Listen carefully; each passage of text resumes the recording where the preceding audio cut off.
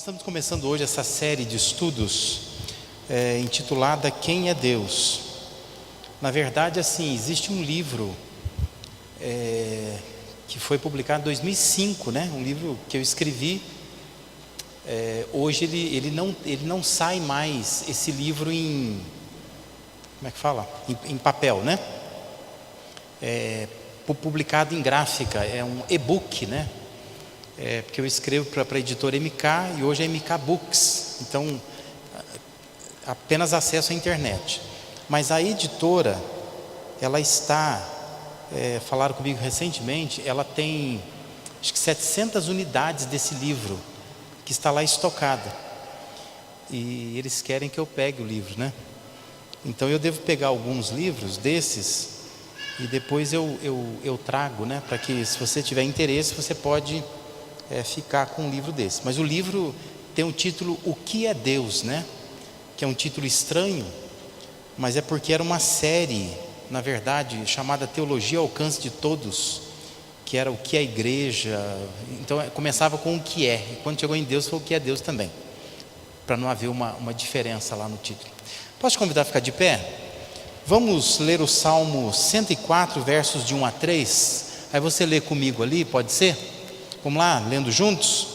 Bendiga ao Senhor a minha alma. Ó Senhor meu Deus, Tu és tão grandioso. Estás vestido de majestade e esplendor, envolto de luz como numa veste.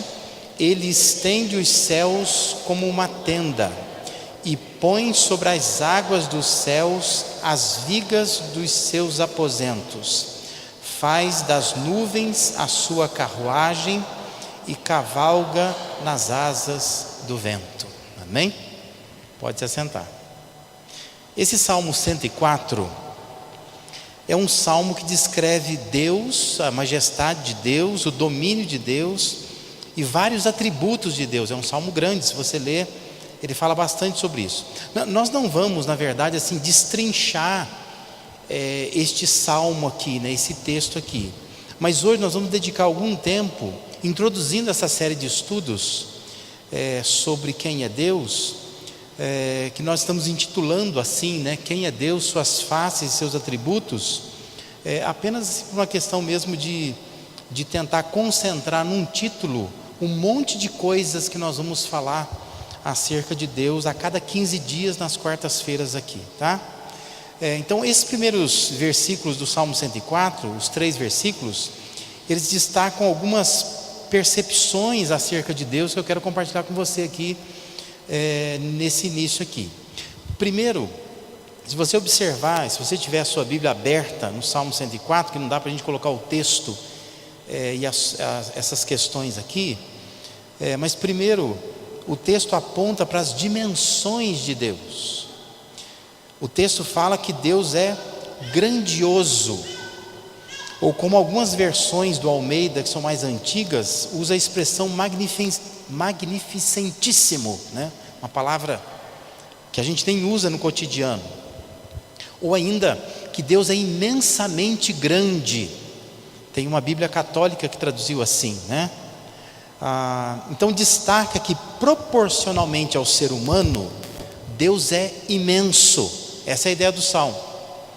Então está apontando para as dimensões de Deus. Deus é grande. Com relação a nós seres humanos, Ele é imenso. Por isso que começa dizendo assim, que Ele é grandioso, né? Também esses versículos apontam para o reinado ou para a monarquia de Deus. O texto fala que Ele está vestido de majestade e glória. É a ideia de um rei, o manto de um rei, sabe? Já viu nos filmes, nos desenhos, o rei que tem um manto, né, que vem até aqui em cima. Então ele está dizendo que Deus está vestido de majestade e glória. Destaca a supremacia reinante de Deus. Deus como um ser supremo, mas que também reina. Isso na verdade é uma visão de hierarquia, tá? Deus é rei e Ele está acima, então o ser humano é súdito de Deus, deve se curvar diante de Deus. Essa que é a ideia do Salmo, né? Também, esses primeiros versículos do Salmo 104 apontam para a moral de Deus. Diz que Ele está envolto em luz, como se fosse um manto, uma veste também. E estende os céus como uma tenda ou uma cortina, que é a imagem da mulher, né? Quando ela vai estender um lençol na cama, não é? A mulher não faz isso aqui, né? Ela estende um lençol. Então, o que está dizendo é que Deus está envolto no manto de luz e está estendendo o firmamento, estendendo o céu, né? Precisa entender essa imagem, né? Mas destaca a santidade de Deus. Ele está coberto por luz e por isso que ele tem que estar separado do ser humano, porque o ser humano está nas trevas do pecado. Então diz que Deus estende como se fosse uma cortina que separa. Então, no nosso olhar humano, né, é como se a gente olhasse para cima, então você vê um céu azul. Então ele está dizendo que aquele céu azul é como se fosse uma cortina que Deus colocou, e ele fica para lá e a gente fica para cá. Não que seja assim, é uma linguagem poética, só para que a gente entenda que a moral de Deus é diferente da nossa moral, e Ele tem que estar separado de nós, né? Mas também o Salmo 104, esses primeiros 3 versículos, aponta para a regência de Deus. Apesar de Deus estar separado do ser humano, diz que o quarto de Deus, o quarto onde dorme, os aposentos de Deus, algumas versões vão usar a expressão as câmaras de Deus. Está dizendo que o quarto de Deus, o alicerce do quarto de Deus, está firmado acima das nuvens. Então, tenta montar na sua cabeça a imagem do Salmo, né? Deus estendeu uma cortina, que é o firmamento, e Ele fica para lá, não fica para cá. Só que está dizendo assim, o quarto de Deus, o alicerce do quarto de Deus, está firmado sobre as nuvens. Então Ele está do lado de lá, mas não está tão longe assim. Ele está perto, porque Ele é regente, não é só rei, Ele também é regente. E destaca então essa relação de Deus com o universo criado, de modo que Ele faz das nuvens, como diz o texto, a sua carruagem, e diz que Ele cavalga nas asas do vento, né? Então a ideia é que Deus, Ele está no céu, Ele é distinto do universo, porque quando você mistura Deus com o universo, isso é panteísmo, né? Dizer que a árvore é Deus, dizer que a pedra é Deus, não é. Está dizendo que Ele é distinto do universo, mas ele mantém relação, contato com esse universo criado. E o contato dele é como regente, e regente nesse sentido de reger, né? A gente vê alguém aqui na frente regendo o hino. Quer dizer, a pessoa que está regendo o hino, ela está nos conduzindo a cantar. Então está dizendo que Deus é um regente. Ele está separado no lugar dele, mas o quarto dele, os alicerces estão em cima das nuvens, e ele cavalga no vento, e a sua carruagem passa pelas nuvens, de modo que ele está regendo o universo. Ele é um regente. Essa que é a ideia. Então, Deus cuida de processos que nós achamos que são naturais, como chover, como estações climáticas, que na nossa mentalidade é como se Deus tivesse criado tudo isso como se fosse uma máquina, que ele foi lá e Ele colocou para funcionar e foi embora. Isso funciona por si só. Mas o salmista está dizendo que não, que Deus cavalga no vento. Ele está presente nessas coisas, regendo essas coisas. É nesse sentido que a gente ora para que chova. É nesse sentido que Elias orou para que não chovesse, orou para que chovesse, porque Deus continua regendo essas coisas. Ele faz chover, Ele faz o sol nascer, Ele faz ventar. Entende o que eu estou dizendo? Não é um Deus morto, né? ou um Deus assim que criou e foi embora, mas é um Deus regente. Então ele não só manda no universo, mas ele mantém o universo. Ele manda porque ele é rei, mas ele mantém porque ele é regente. Ele está regendo esse universo, né? Observe então que se usa figuras muito poéticas para falar sobre Deus. As nuvens não têm consistência para suportar um quarto de Deus, tem? Você já viajou de avião? Já atravessou as nuvens, né? Tem nada lá, é só fumaça, né? Então a gente olha daqui, as nuvens parece que é um algodão, alguma coisa assim bem que você pode pegar, mas quando você vai lá não é nada, é um vapor, né? Então é uma linguagem poética, assim como um carro, uma carruagem não vai voar. Deus não tem como voar nas asas do vento. Isso não é uma linguagem literal, isso é poesia. Por isso que eu quero hoje aqui te levar a pensar na forma como os autores bíblicos falam sobre Deus. A gente entender essa linguagem que eles usam, que nós chamamos tecnicamente de figuras de linguagem. Como que a linguagem bíblica trata Deus, para que a gente possa entender Deus. Porque na verdade boa parte das nossas concepções sobre Deus, elas são uma herança religiosa, e elas não têm, na verdade, um firmamento bíblico assim, um fundamento bíblico, porque nós estamos acostumados, a gente aprende assim, mas poucas são as pessoas que vão ler a Bíblia para saber o que a Bíblia fala sobre Deus, afinal de contas, como que a Bíblia apresenta Deus. A gente descansa no fato de que sempre se ensinou dessa forma, mas sem se atentar para aquilo que a Bíblia diz. O Gerhard Terstein, que é um autor, é uma espécie de uma oração dele.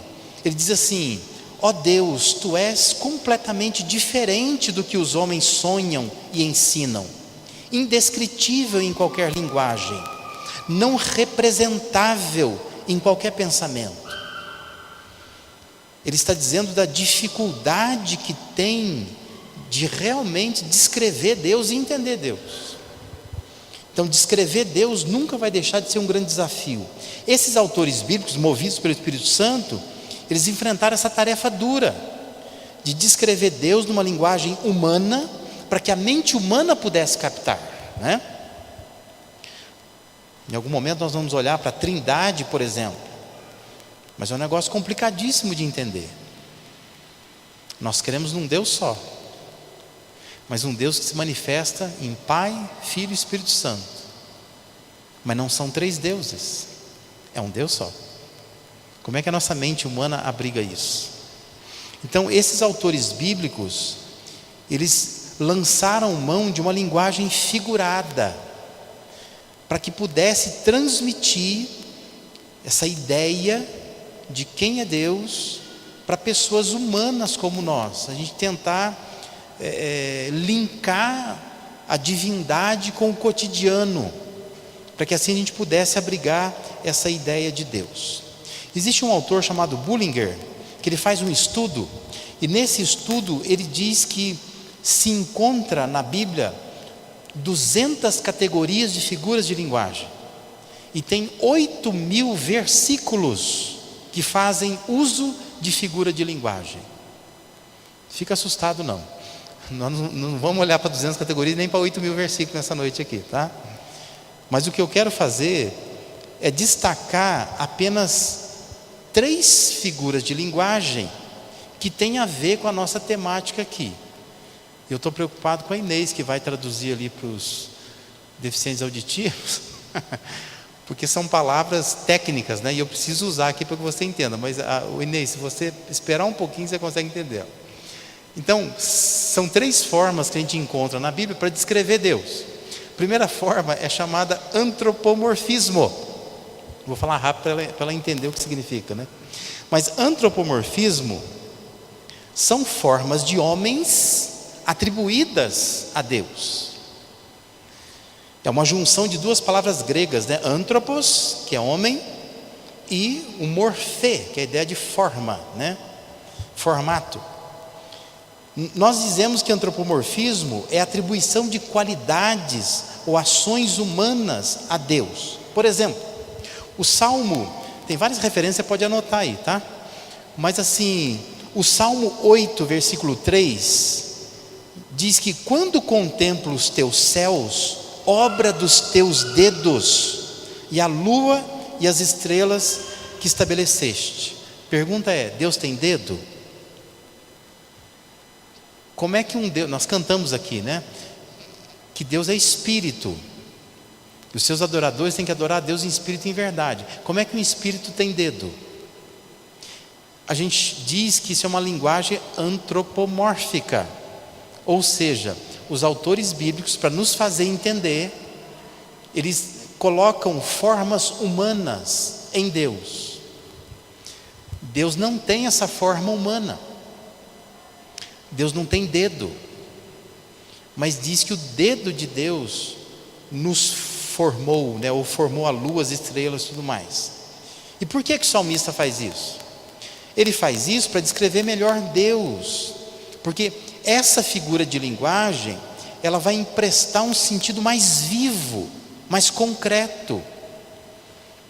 Porque ele quer transmitir a ideia de um artesão. Sabe quando um artesão que faz um vaso, por exemplo, mas ele quer fazer um detalhe com o dedo dele. Então ele está dizendo que Deus usa o seu dedo para colocar a lua lá. É como se fosse uma tela, onde Deus está fazendo as coisas, né? Isso dá vivacidade ao que ele quer transmitir.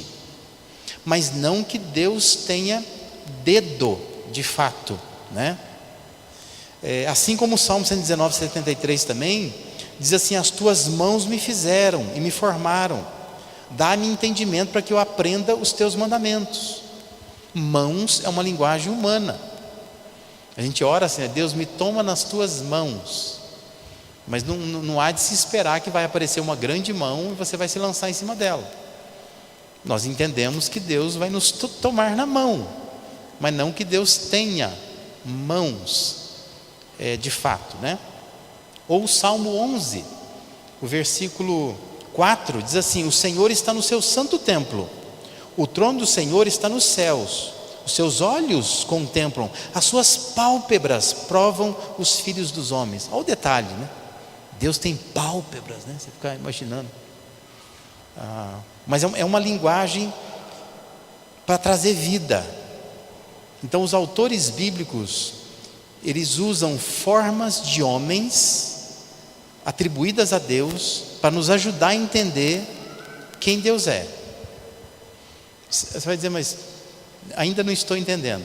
É só para que você não pense que Deus é uma luz, que Deus é uma coisa, que Deus é uma força.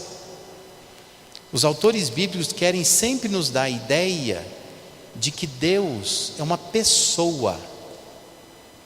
E já que nós, como pessoas, temos mão, dedo, olho, então diz que Deus também tem. Mas Deus é espírito. Lembrando que o Novo Testamento vai dizer que Jesus é a imagem do Deus invisível, não é? Jesus sim tem uma forma humana, morreu nessa terra, ressuscitou, foi transformado e foi embora. Aí eu vou falar uma coisa para você, que talvez você vai ficar assim, mas como assim, né? O fato é, morrendo, indo para o céu, a Bíblia dá a entender que a única pessoa que nós vemos é Jesus. Por isso que Hebreus 1 vai dizer que Ele é a expressão exata do ser de Deus. Por isso que Jesus falou com seus discípulos: quem vê a mim, vê a Deus. Porque talvez a sua expectativa, sei lá, eu não sei se no céu tem esse sentimento, mas vai que você se decepciona, eu estou te avisando, né? Chega lá e fala: mas eu queria conhecer agora o Espírito Santo, eu queria marcar uma hora com Deus Pai, uma outra hora com Deus Filho. Deus é um só, é um só, e Jesus é a imagem do Deus invisível. E por aí você vê qualquer religião que tira Jesus de cena está destruindo a doutrina bíblica. É muito sério. A gente acha assim que isso é... Qualquer religião que coloca alguém junto com Jesus para salvar, está destruindo uma doutrina fundamental. Não pode. Porque Ele é a imagem do Deus invisível. Ele é a expressão exata do ser de Deus. Quem vê Jesus vê o Pai. É isso que Jesus ensinou, né? E essa tem que ser a nossa expectativa. Então, essa linguagem chamada de antropomorfismo, nós encontramos na Bíblia. Mãos, dedos, olhos, pés, são formas humanas atribuídas a Deus. Uma outra figura de linguagem que nós encontramos, é a chamada antropopatia. Segura aí, Inês. Antropopatia são emoções humanas atribuídas a Deus, sejam elas positivas ou negativas, né? Mas é a ideia de que se faz referência a Deus sentindo uma emoção que nós sabemos que ela é humana. Será que Deus sente esse tipo de emoção, né? Então, por exemplo, você vai encontrar textos bíblicos que falam sobre o ciúme de Deus. Ou às vezes o ciúme é traduzido como zelo de Deus. Mas ciúme para nós é uma coisa muito humana. Como é que Deus pode sentir ciúme, né? Ou indignação, ira, furor de Deus. Deus ficou furioso, mas como assim, né? É uma emoção humana atribuída a Deus, para tentar descrever o que Deus estava fazendo. E algumas coisas boas também, como dizer que Deus é bondoso, que Deus ficou alegre, ou que Deus é amoroso, são emoções humanas, atribuídas a Deus, né? E a linguagem bíblica, ela faz isso, né? Um texto que muitas vezes é mal entendido, é Gênesis 6,6 e outros que são semelhantes. Diz assim: então arrependeu-se o Senhor de haver feito o homem na terra, e isso lhe pesou no coração. Deus pode se arrepender? Como é que é isso? Deus vai arrepender? Mas não é que Deus se arrepende como ser humano, mas é uma linguagem humana para dizer assim que Deus sentiu uma emoção de tristeza, pesou no coração. Então fala que Deus se arrependeu, porque arrependimento é uma coisa essencialmente cobrada do ser humano, né? O Philip Yancey, naquele livro dele chamado A Bíblia que Jesus lia, ele diz que quem lê os profetas encontra não uma deidade impassível, distante, mas uma pessoa de verdade, um Deus tão apaixonado quanto qualquer pessoa que você tenha encontrado. Na linguagem dos profetas, Deus sente prazer, frustração, raiva, e isto, é claro, em nada afeta a sua perfeição. Por quê? Porque é só uma linguagem, é um jeito de escrever esse Deus. Não é que Deus está em pecado, sabe? Deus está sentindo raiva, mas é um jeito do ser humano de descrever um Deus que é indescritível. Então ele atribui a esse Deus emoções humanas. Isso é chamado de antropopatia. E uma terceira figura de linguagem que a gente encontra na Bíblia toda é chamada zoomorfismo. Aí você já sabe, né? Não sabe? O que é zoomorfismo?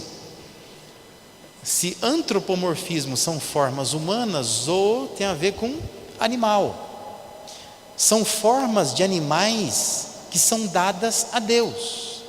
São características animais atribuídas a Deus para salientar em determinados momentos algumas qualidades de Deus, né, de maneira assim significativa, inédita.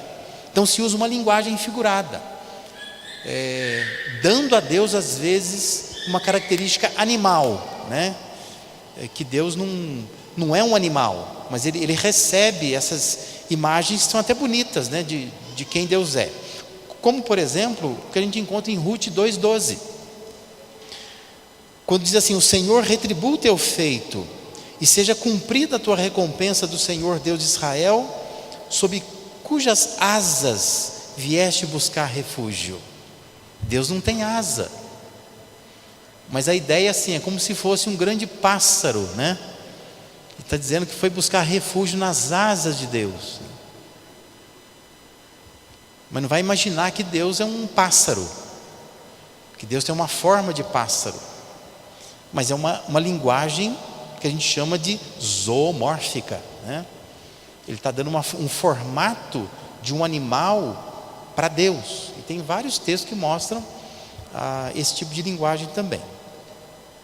Bom, por que é importante entender tudo isso? Porque assim, a tentação do nosso tempo é essa que a gente chama de gestação de definições muito particulares de Deus, pessoais acerca de Deus. O quanto de fato você lê a Bíblia para entender como a Bíblia fala de Deus. Porque tem gente que lê a Bíblia e se decepciona com Deus da Bíblia, sabia disso? Ela é tão tomada por tradições, não é isso aí não. Mas é a Bíblia que está dizendo que Deus é assim. Mas ela não vai na fonte. Ela vê um outro Deus, porque ela pintou um Deus, ela geriu um Deus, né? Ela gestou um Deus, que ela acha que tem que ser daquela forma. E aí então cada pessoa pode, se não tiver um referencial seguro, que seria as Escrituras, fazer justamente o inverso da criação. Em vez de compreender que a pessoa foi criada à imagem e semelhança de Deus, ela cria um Deus à sua imagem e à sua semelhança, com a cara dela, né? Porque ela acha que Deus é daquele jeito, tem que ser daquele jeito. É um Deus que sai da cabeça do indivíduo. Na maioria das vezes vai ter justamente a caricatura dele, que acha que Deus tem que ser daquela forma ali. É a criação invertida. É aí que nasce a idolatria. Porque idolatria é isso. É você querer fazer um Deus com a tua cara. Então você quer tocar, você quer ver. Não, isso aqui é Deus para mim. Porque você não confia no referencial seguro que nós temos. Tem que olhar na Bíblia. Como é que a Bíblia descreve Deus? Você não pode criar um Deus à sua imagem e à sua semelhança. E isso eu estou dizendo, tanto um Deus mais severo, quanto um Deus mais amoroso, amigo, liberal. Porque tem gente assim que põe uma caricatura em Deus que Deus não tem. Deus não é tão severo assim. E aí a pessoa sente muita culpa, não vive bem. Por quê? Porque na cabeça dela, Deus é um velhinho ranzinza, o pai dela.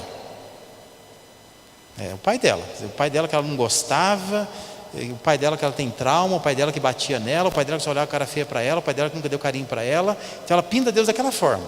Então na cabeça dela, Deus é aquilo lá, daquele jeito. Ou tem aqueles que pintam Deus de uma forma amigável, até na forma de orar, né? A pessoa vai orar, chama Deus de paizinho, chama Deus de você, né? Porque assim, é a pessoa que tem uma visão mais intimista de Deus. Deus é meu íntimo, meu chegado. Só que nem para lá, nem para cá, nem muito ao mar, nem muito à terra, como a gente diz, né? Nós precisamos de um perfil que vem da Escritura. Quem é Deus? Deus é o Deus que a Escritura revela. Não é o Deus que você cria na tua cabeça, né? Então o desafio para essa noite é, primeiro, entenda essa linguagem bíblica. Através de uma linguagem poética, figurada, a Bíblia nos descreve como Deus é. Quem é Deus de fato? Então você precisa ler a Bíblia. Isso é importante, né? Entenda essa linguagem figurada e leia. Busque ler. Não é difícil entender, mas apenas entenda que vai usar formas humanas, emoções humanas, formas animais. Mas Deus não é humano, Deus não é animal. Ele está acima, Ele é rei, Ele é regente, a moral dele é diferente da minha e da sua, mas é um Deus que nos ama, um Deus que nos criou. Às vezes eu fico ouvindo alguém dizer assim, Deus podia estar fazendo outra coisa, mas aí Deus se preocupou comigo. É estranho, porque parece que a pessoa tem uma visão errada de Deus.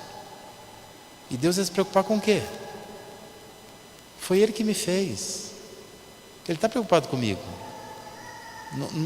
Não há nada demais nisto. É como um filho dizer assim, nossa, Eu assusto como meu pai pensa em mim, como a minha mãe não deixa a hora do almoço passar, a hora da janta passar. É lógico, é o teu pai, é a tua mãe. É comum para a pessoa fazer isso, né? Então assim, nós como filhos não tem nada que espantar com Deus. Deus faz isso com maior naturalidade. Ele rege o mundo, rege a minha vida, rege a sua vida. Amém? Só essa porção, daqui 15 dias a gente volta a falar sobre isso, tá bom? Vamos orar? Feche seus olhos. Pai, nós te louvamos, porque nós podemos ter acesso ao conhecimento da tua palavra.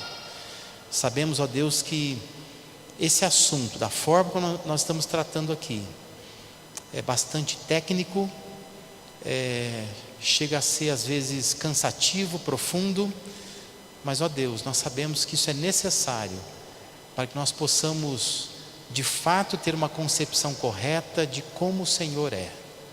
Queremos, ó Deus, que aquilo que nós estamos estudando aqui nos ajude a ter um relacionamento melhor com o Senhor. Abençoa, Pai, para que consigamos deixar de ser meramente religiosos e sejamos filhos que têm um relacionamento com o Senhor, súditos debaixo do teu reinado, amigos do Senhor, como diz a tua palavra. Que sejamos, ó Deus, pessoas que permitem que o Senhor venha a reger as nossas vidas. Nós oramos, ó Deus, com gratidão por esse tempo. Em nome de Jesus. Amém.